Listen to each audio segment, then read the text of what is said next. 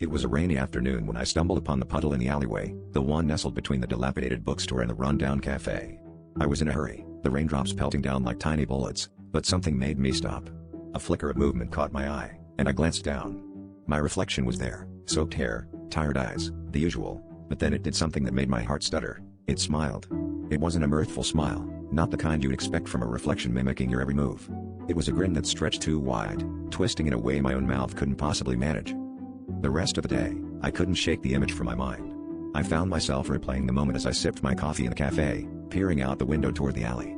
The bustling city around me seemed oblivious to the oddity I'd encountered, but I felt watched. The unease followed me home, where shadows seemed to curl and bend in ways that defied logic. I told myself it was just a trick of the light, or perhaps my mind playing games. But when I lay in bed that night, the darkness in my room felt alive, as if it was waiting for me to drift into slumber.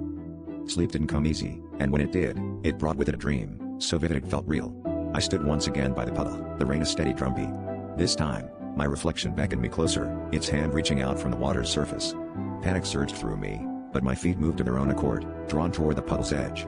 As my fingers brushed the water, a cold, icy grip latched onto my wrist, pulling me forward. I jolted awake, drenched in sweat, the sensation of that freezing grasp lingering long after the dream faded. The next morning, I returned to the alley, driven by a force I couldn't explain. The puddle was there, shimmering innocently in the daylight. But as I stared into it, my reflection morphed before my eyes, twisting into something grotesque. It whispered my name, a sound like the rustling of leaves in a graveyard. I stumbled back, heart pounding, realizing the truth. Whatever was in that puddle wasn't just a reflection. It was something else entirely, something that wanted to take my place.